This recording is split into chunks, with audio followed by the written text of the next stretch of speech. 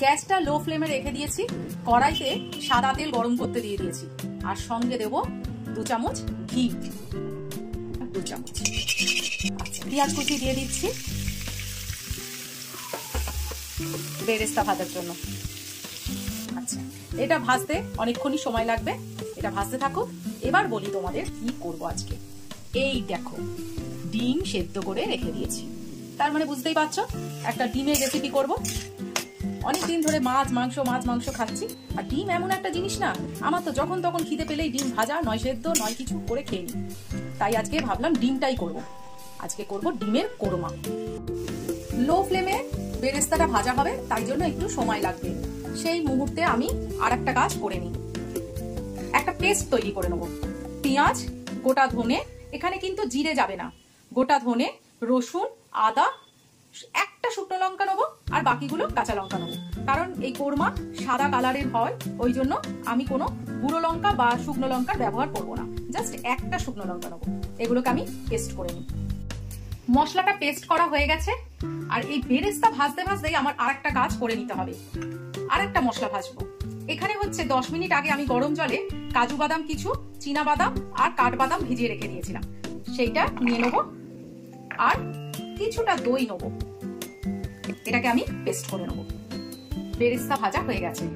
এই বেরেস্তাগুলোকে আমি একটু চিনি আর সামান্য নুন দিয়ে মেখে রেখে দিয়েছি। এরপরে এই তেলের মধ্যে অল্প একটুখানি নুন দিয়ে, হলুদ তো দেবো না, নুন দিয়ে ডিমগুলো ভেজে দেবো। হালকা করে ডিমগুলো ভাজবো, বেশি ভাজবো না, না হলে ডিমের স্কিনটা মানে ওই চামড়াটা শক্ত হয়ে যায়, খেতে ভালো লাগে না। ডিমগুলো হালকা করে ভেজে নিয়েছি, আর ভাজা হয়ে যেতেই আমি ডিমগুলোকে তুলে নিয়েছি। এবার এই ঘি তেলের মধ্যে একটা ফোড়ন দেবো। একটা শুকনো লঙ্কা চিড়ে দিলাম, একটা তেজপাতাও চিড়ে দিচ্ছি, যেটা নর্মাল আমাদের গোটা গরম মশলা, সেই গোটা গরম মশলা, এলাচ, দারচিনি আর লবঙ্গ দিয়ে দিলাম। ফোড়নটা ভাজা ভাজা হয়ে গেছে, এর মধ্যে আমি কুচনো পেঁয়াজ দিয়ে দিলাম। পেঁয়াজটা কিন্তু হালকা করে ভাজবো, বেরেস্তা করবো না, বেরেস্তা করলে রান্নার কালারটা পুরো চেঞ্জ হয়ে যাবে। পেঁয়াজের কালারটা হালকা চেঞ্জ হয়ে গেছে, এর মধ্যে আমি এবার ওই মশলার পেস্টটা দিয়ে দেবো। ডিম যেরকম থাকবে, মানে তরকারিটা যতটা হবে সেই পরিমাণে মশলা দিতে হবে।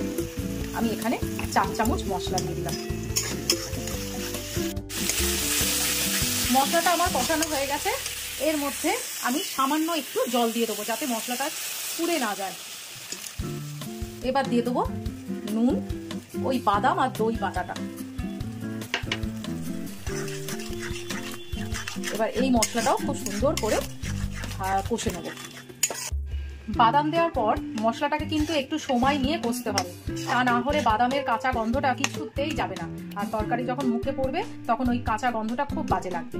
আমি অনেকক্ষণ ধরে কষে নিয়েছি, এর মধ্যে আমি দিয়ে দেবো ডিমগুলো। সব ডিমগুলো দিয়ে দিলাম। হালকা হাতে একটু নাড়িয়ে চাড়িয়ে নেব, যাতে ডিমগুলো ভেঙে না যায়। এর মধ্যে আমি দিয়ে দেবো দুধ। কালারটা দেখেছো কিরকম এসছে? নুন চিনি একটু টেস্ট করে দেখে নিয়েছি, পারফেক্ট হয়েছে একেবারে। আর এবারে একটু ভাজা মশলা দিয়ে দেবো, সামান্য, বেশি না। একবার গোটা গরম মশলা ফোড়নে দিয়েছিলাম, এবারে একটু ভাজা মশলা দিয়ে দিলাম।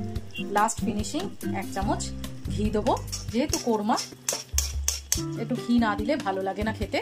আর দিয়ে দেবো বেরেস্তাটা, কিছুটা বেরেস্তা এখন দিলাম, আর কিছুটা গার্নিশিং এর জন্য রেখে দেবো।